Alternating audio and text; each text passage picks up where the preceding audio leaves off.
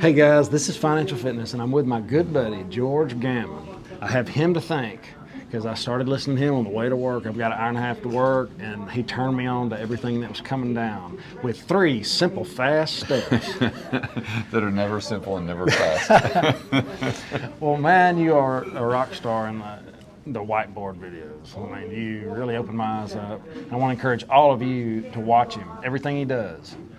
But what I'm most impressed with is like your father, what he instilled in you really shows.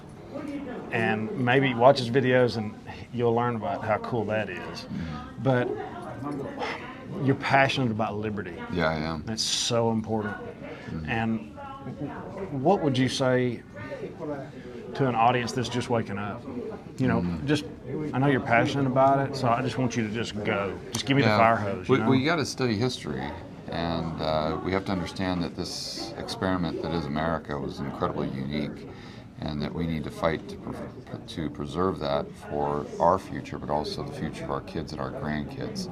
And you know, like I said out in the speech when we were on stage, if you can have all the Bitcoin and all the gold and all the real estate in the world, but if you haven't got freedom, you've got absolutely nothing. And I think a lot of times we lose sight of that. It's something that should be a big wake-up call for everyone watching your videos, because I'm sure a lot of them have gone down to the grocery store and seen that maybe 10 or 20% of the shelves are completely barren. And that's just a reminder that it's not just from a financial standpoint, it's not just about money or the size of your portfolio, but it's about the stuff, it's about the goods and services. So if we have fewer goods and services and we have less freedom, regardless of what's happening with your portfolio, we're getting into a world where the standard of living is decreasing significantly.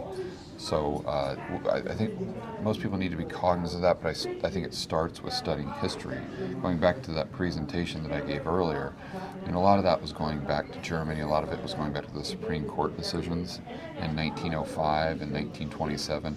I don't think anyone really realizes what actually happened in the 1920s in the United States around, I'm trying to keep it YouTube friendly, but around this push towards let's just say a belief that there's people that are genetically superior to others, and those people who are inferior, the objective is to wipe out their genes, so that will make society benefit in the future, and we're taking away their freedom, we're taking away their ability to procreate for the greater good. And that was a result of what happened in 1905, but you've got to keep going back, and you've got to keep going back, and when you do, you'll automatically wake up to what's happening today, because we've seen this movie before. We know how it ends, and it doesn't end well, but we have the opportunity to get off this road to serfdom and back on to the road to freedom.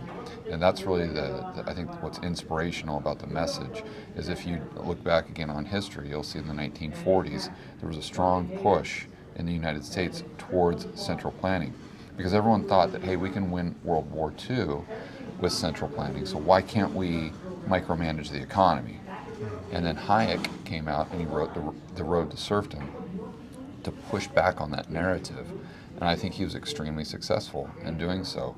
And then in the 1960s and 1970s, Milton Freidman came back. He did those college tours, he did Phil Donahue, he did Free to Choose series, and he really pushed back on that narrative that was becoming strong once again. This narrative that's, hey, let's move towards central planning, let's become more socialist, a welfare state, let's kind of break down the free market capitalism that we've had in the past. That's not the best approach to achieving a greater standard of living for society at large, and he just completely demolished that, almost single-handedly. So then we got Reagan, we got Thatcher, which were far from perfect, but is a lot better than the path that we are on, going towards a more centrally planned economy. So my point there is, although we've seen these cycles throughout history, and we've seen, even in the United States, we can go into very, very dark places. I think that you can also look at points in history and show that how we are going on that direction, and we got off. And so I think that if we could do it in the 40s and the 70s, we can do it again today if people realize that we're at a tipping point and get that sense of urgency.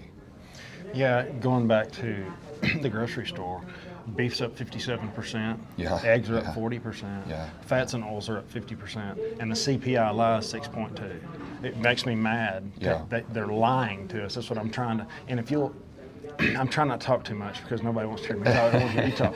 But it's so important to understand the narrative of why it's important to own gold and silver, why it's important to own Bitcoin, not to get rich. It's to try to make it through the crap that's coming. Because if I can keep people from being part of the problem, they can be part of the solution. Yeah, that's a very good point.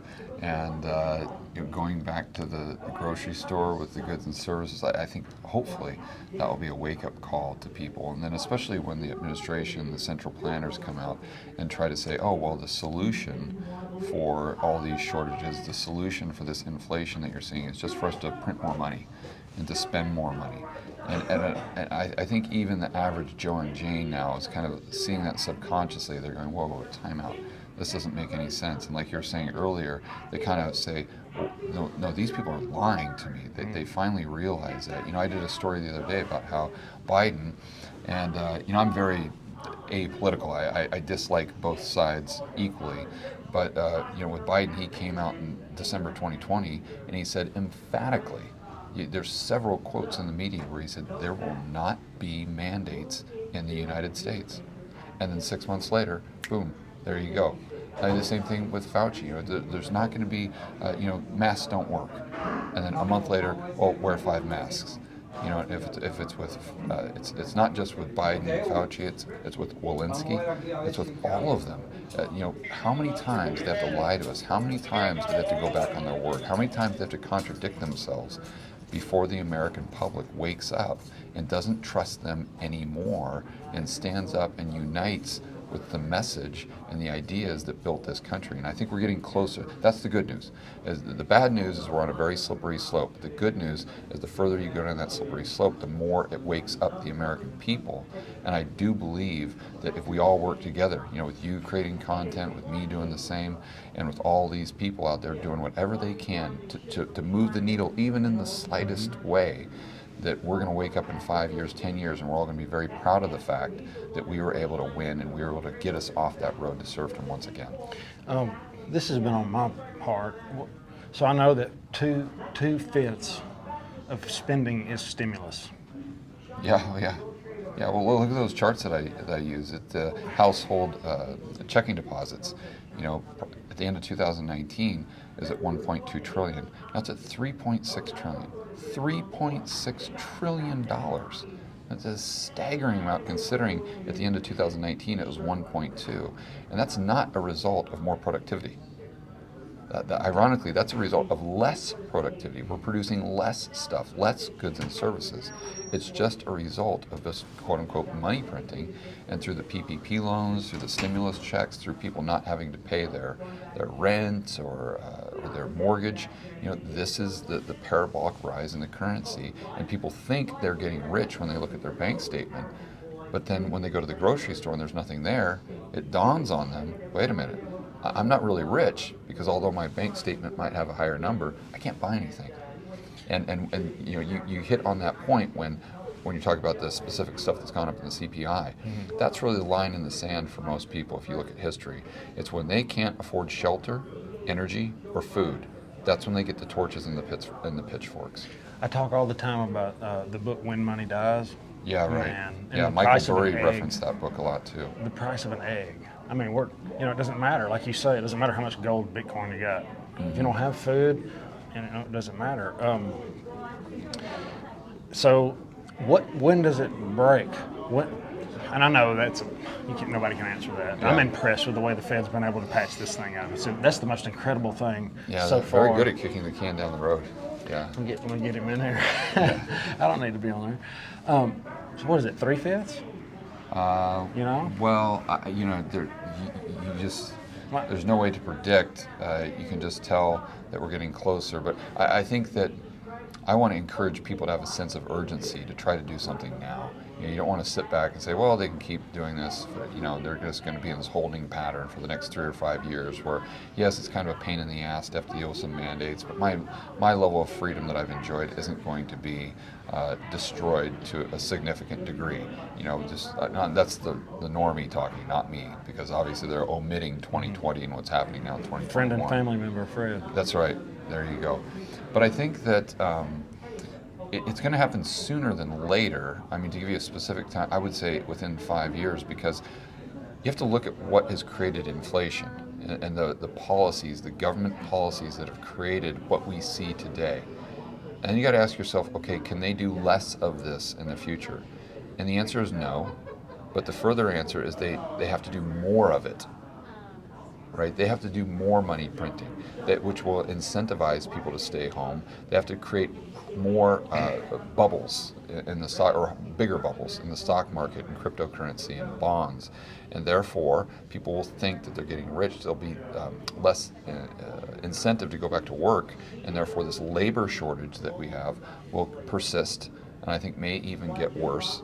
And that's going to lead to more shortages, which leads to more inflation of those things that we were talking about earlier that historically have pushed people to the brink, where they're getting the pitches, the forks, and the torches and the pitchforks.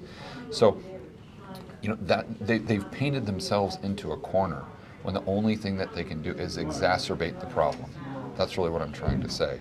So I don't think they can push it, 2 years, 3 years, 5 years. I mean, Americans, the good thing about Americans is although we are all human beings and at the end of the day we're hardwired to the same thing, I think our tolerance for the type of government shenanigans is a lot lower than the Australians, a lot lower than the Canadians.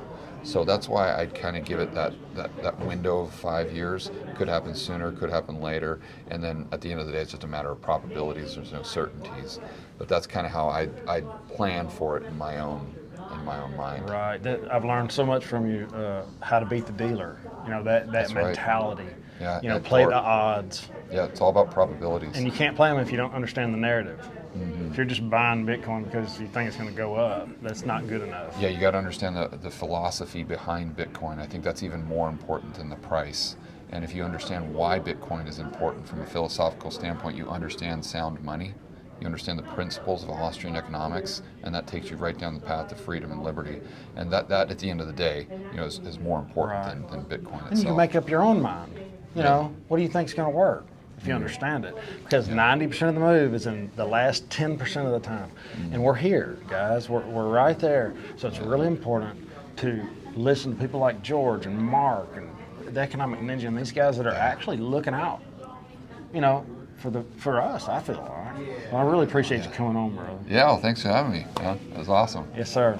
Y'all have an awesome day. Hit the like button, subscribe, and ring the bell. I'll see you tomorrow.